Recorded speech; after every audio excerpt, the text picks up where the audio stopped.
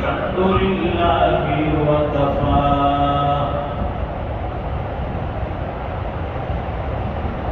وسلام على عباده الذين اصطفى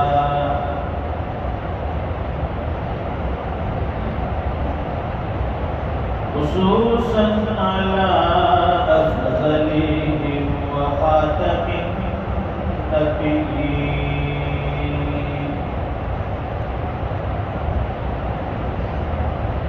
محمد الأمين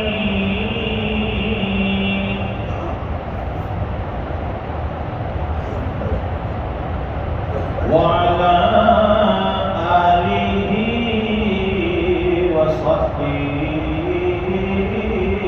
أجمعين.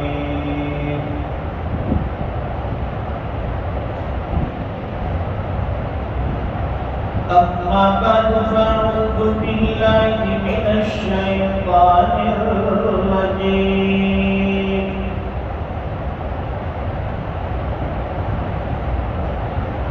بسم الله الرحمن الرحيم. والذين آمنوا أشد حبا لله صدق الله العظيم. اللهم صل على سيدنا ومولانا محمد وعلى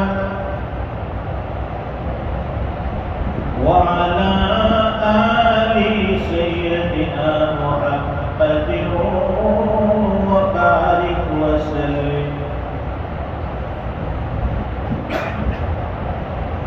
بزرگوں اور دینی بھائیوں،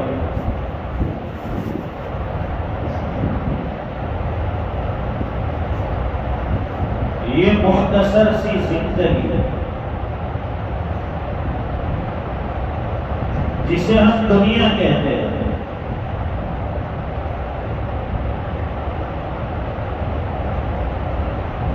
ہے مختصر سی چھوٹی سی،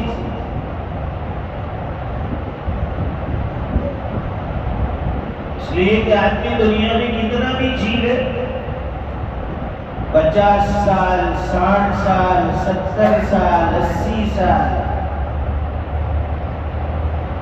لیکن اسے اپنی یہ زندگی چھوٹی معلوم ہوتی ہے.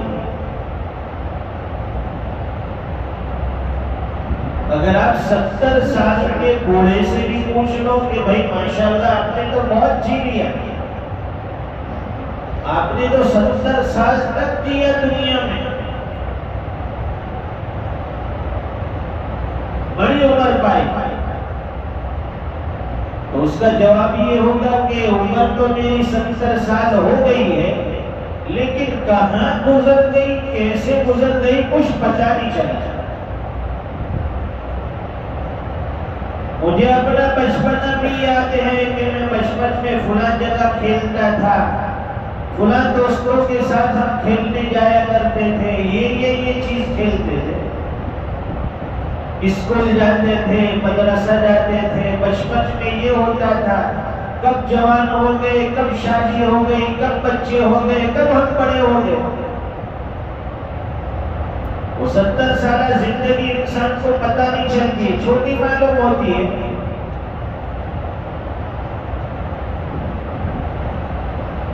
اور ایمان والے کو تو اللہ تعالیٰ نے دنیا میں کنڈیشن کے پاس ساتھ بھیجا ہے.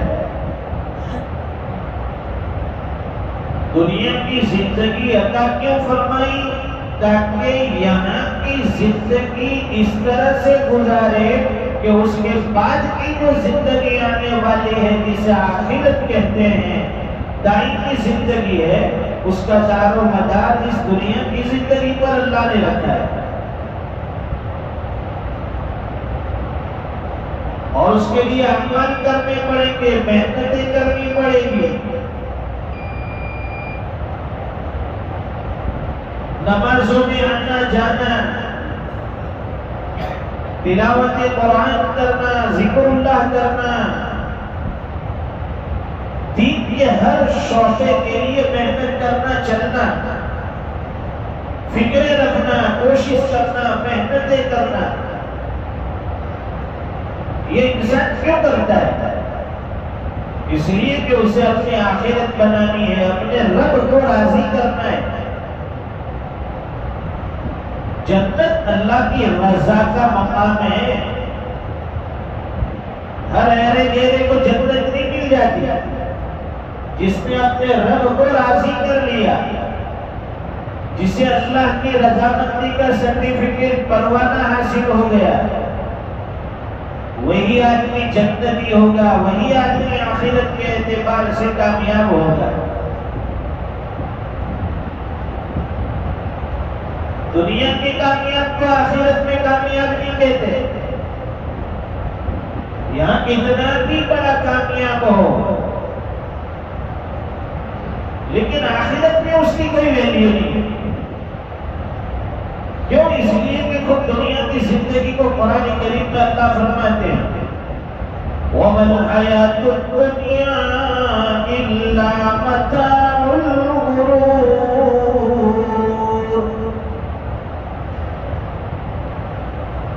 یہ دنیا کی زندگی دھوکے کا سامان ہے، یہ دنیا کی زندگی ایک خواب ہے، گویا ایک کھیل ہے، اس کی کوئی حقیقت نہیں ہے، کوئی حیثیت نہیں ہے۔ حقیقی زندگی آخرت کی آنے والی ہے، حقیقی زندگی ما بعد الموت کی ہے۔ دنیا کا جینا یہ جینا نہیں کہا جاتا، جینا وہ ہوگا جو آخرت میں کہلائے گا۔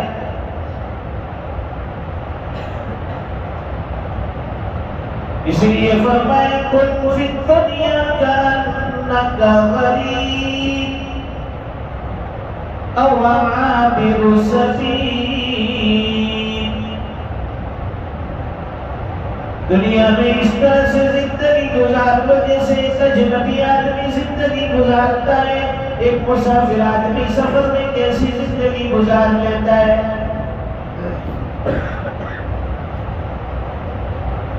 حقیقت میں کامیاب وہ ہے جو دنیا کے دھوکے کو سمجھ گیا، جس کے سامنے دنیا کی زندگی کی حقیقت کھل گئی، جس نے آخرت کو مد نظر رکھا، آخرت کی کامیابی پر فوکس کیا، وہ آدمی حقیقت میں کامیاب ہے۔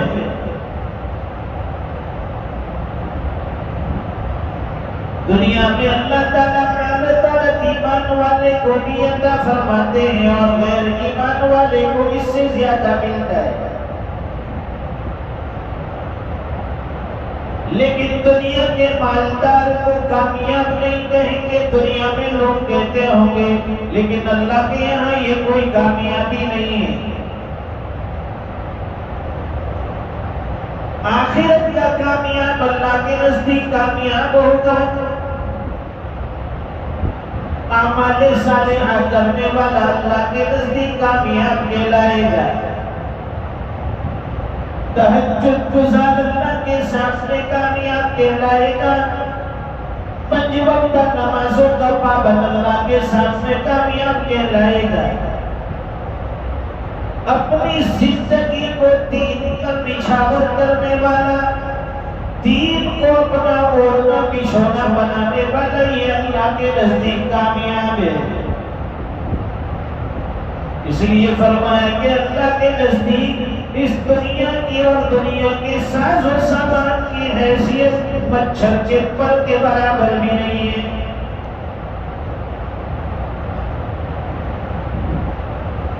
اس لیے بار بار کہا جاتا ہے بھائی محنت آخرت کے لیے کرو، یہ دنیا کب ختم ہو جائے گی کوئی پتہ نہیں۔ بعض لوگوں نے تو دعویٰ کیا ہے بھی کہ قیامت ہمارے پوتے یا پر پوتے دیکھ لیں گے، اتنی نزدیک آ گئی۔ قیامت کتنے قریب ہے، یا تو ہمارے پوتے قیامت دیکھ لیں گے یا ہمارے پر پوتے یہ قیامت دیکھ لیں گے۔ اتنی دنیا قیامت سے قریب ہو گئی. اسی دنیا پر ہم نے بھروسہ کر رکھا ہے. اسی دنیا کے جینے کو حقیقی جینا سمجھ بیٹھے ہیں. اسی دنیا کے مکان کو بھی تو ہم نے ہمیشہ کی آشائش اور آرائش سمجھ لیا ہے، آرام اور راحت سمجھ لیا ہے. حالت مٹی سے بنی یہ دنیا ہے، اینٹ پتھر یہ ساری چیزیں گارا ہے، مٹی ہے، بدبو آتی ہے اس میں، اور اس پر انسان فخر کرتا ہے کہ میرا مکان ہے، میری کوٹھی ہے، میرا محل ہے، دیکھیے کتنا شاندار ہے. لوگوں کو بلا بلا کر بتاتا ہے کہ میرا ڈائننگ ہال کیسے بنا ہے، میرا گیسٹ روم کیسا بنا ہوا ہے، مہمان کھانا کیسا ہے، کچن کیسا ہے، بیڈ روم کیسے ہے، سب کو بلا کر بتاتا ہے. فرنیچر پر فخر کرتا ہے، لائٹنگ پر، روشنیوں پر فخر کرتا ہے کہ یہ میری زندگی کی پونجی ہے، یہ میری دنیا ہے، یہ میری محنت کی کمائی ہے، اب میں سکون سے زندگی گزاروں گا. لیکن بعض مرتبہ حال یہ ہوتا ہے کہ انسان اپنی رہائش کے لیے اپنی پسند کا مکان بناتا ہے، محل بناتا ہے، اسے استعمال نہیں کر سکتا. اس میں داخل ہونے سے پہلے، رہائش سے پہلے اللہ کے یہاں سے بلاوا آ جاتا ہے، دنیا چھوڑ کر آدمی چلا جاتا ہے. کیا اسے آپ دنیا کہیں گے؟ کیا اسے آپ حقیقت کہیں گے؟ کیا اس کے پیچھے اپنی جوانی لگا رہے ہو؟ یہ باڈی سلامت ہے، ہاتھ پیر سلامت ہیں، کچھ اللہ کے سامنے رونا دھونا کر لو، عبادتیں کر لو، سجدے کر لو، نمازیں پڑھ لو، نیکیاں کر لو. یہی چیز آنکھ بند ہونے کے بعد کام آنے والی، کوئی کام نہیں آئے گا. اگر دنیا کی محبت سچی ہوتی، شوہر کے انتقال پر بیوی اس کے ساتھ قبر میں دفن ہو جاتی کہ مجھے بھی اندر لٹا دو. باپ کے مرنے کے بعد اولاد کہتی کہ میں بھی اپنے باپ کے ساتھ قبر میں دفن ہو جاتا ہوں. لیکن کوئی لیٹنے کے لیے تیار نہیں ہے. 3 مرتبہ مٹی ڈالتے ہیں، منہا خلقناکم وفیہا نعیدکم ومنہا نخرجکم تارۃ اخری. یہ دعائیں پڑھتے ہیں، مٹیاں ڈالتے ہیں، ہاتھ جھاڑ کر پھر چلے جاتے ہیں، اپنے کاموں میں مشغول ہو جاتے ہیں. وہی دنیا کی زندگی میں مبتلا ہو گئے، چند دن رو لیے، چند دن یاد کر لیا، اس کے بعد لوگ بھول جاتے ہیں. اسے دنیا کہیں کیا؟ بچے 1 مہینہ 2 مہینے، بیوی 4.5 مہینے ایک دن گزارے، پھر بھی وہ بھی زینت کرے گی، بناؤ سنگار کرے گی. پیچھے جانے والے جا چکے ہیں، اب ہمیں آگے بڑھنا ہے، آگے کی زندگی گزارنا ہے. وَمَا الْحَيَاةُ الدُّنْيَا إِلَّا مَتَاعُ الْغُرُورِ. یہ دنیا کی زندگی محض دھوکہ ہے، یہ کھیل تماشا ہے. اللہ نے قرآن کریم میں بار بار اس دنیا کی قباحت کو بیان کیا، دنیا کی بے ثباتی کو بیان کیا، دنیا کی بے حقیقتی کو بیان کیا. کھول کر اللہ نے سبق دیا. سمجھدار انسان قرآن کریم پڑھتا جاتا ہے، آخرت کی طرف متوجہ ہوتا ہے، دنیا کو چھوڑ دیتا ہے، اعمال میں جڑ جاتا ہے، نیکیوں کی کوشش کرتا ہے. غافل انسان اسی فانی دنیا کے پیچھے بھاگتا ہے، روزانہ صبح اٹھتا ہے اس دنیا کی دولت حاصل کرنے کے لیے، دنیا کو کمانے کے لیے دوڑ دھوپ کرتا ہے. نمازوں کی کوئی فکر نہیں، تلاوت کی کوئی پابندی نہیں، ذکر اللہ کی کوئی حقیقت نہیں، بس اس کا اوڑھنا بچھونا دنیا بن گیا. ارے اللہ کے بندو، ایک دن ہمیں مرنا ہے. یہ کب تک روح جسم کے ساتھ رہے گی؟ ایک دن جسم سے الگ کر دی جائے گی، پھر لوگ آپ کو نام سے نہیں بلائیں گے، یہ بھائی یہ محمد ہے، یہ اسماعیل ہے، یہ ابراہیم ہے، یہ فلاں نام سے کوئی نہیں بلائے گا۔ جیسے ہی روح جسم سے جدا ہوئی اب آپ کو میت کہا جائے گا۔ چلو بھائی میت کو غسل دے دو، میت کو کفن پہنا دو، میت کے لیے جنازے کی نماز کا اعلان کر دو، نماز جنازہ کے لیے حاضر ہو جاؤ، میت آ گیا۔ کہاں گئے وہ نام؟ کہاں گئے وہ ٹھاٹ باٹ؟ اجل نے نہ کسرا ہی چھوڑا نہ دارا، اسی سے سکندر صفاتے بہارا۔ سب حالا سکندر دنیا کو فتح کرنے والا، لیکن موت کے سامنے وہ بھی ہاری ہے۔ جگہ جی لگانے کی دنیا نہیں ہے، یہ عبرت کی جا ہے تماشا نہیں ہے۔ دنیا عبرت کی جگہ ہے، کھیل تماشے کی جگہ نہیں ہے۔ اب بھی اللہ تعالی ہمیں عقل سلیم عطا فرمائے، ہمیں سمجھ عطا فرمائے۔ رمضان قریب آ رہا ہے، دستک دے رہا ہے، ہمارے لیے خوشیوں کا موقع ہے، نیکیوں کے کمانے کا سیزن آ رہا ہے۔ اللہ تعالیٰ بڑے بڑے مجرموں کو، بڑے بڑے پاپیوں کو، بڑے بڑے گنہگاروں کو اس رمضان کی برکت سے معاف کر دیتے ہیں۔ اس کی معافی کا دریا عام ہے، اس میں کوئی مخصوص نہیں ہے کہ بھئی مفتی صاحب کو معاف کر دیا جائے گا، امام صاحب کو معاف کر دیں گے، قاری صاحب کو معاف کر دیں گے، مبلغ ہوگا اس کو معاف کریں گے، محدث کو نہیں۔ اللہ کے یہاں کوئی کیٹیگری نہیں ہے، کوئی کنڈیشن نہیں ہے، جو سچے دل سے آتا ہے، معافی کا دامن پھیلاتا ہے، اللہ تعالیٰ اسے معاف فرماتے جاتے ہیں۔ اور جو جتنا اندر سے ٹوٹا ہوگا، اندر سے جتنا بھی پریشان ہوگا، جتنا بھی دکھی ہوگا، اللہ تعالیٰ ان پریشان حال لوگوں کی دعائیں بہت جلدی سنتے ہیں۔ معلوم ہے کہ کوئی سننے والا نہیں، ان کا کوئی سہارا نہیں ہے، پھر اللہ تعالیٰ ان بندوں کا سہارا بن جاتے ہیں، مستجاب دعا قبول ہوتی ہے ان کی۔ آج مرتبہ دیکھا ہوگا اپنے مسجد کے کونے میں بیچارے جوان لوگ اللہ کے سامنے گڑ گڑاتے ہیں، روتے ہیں۔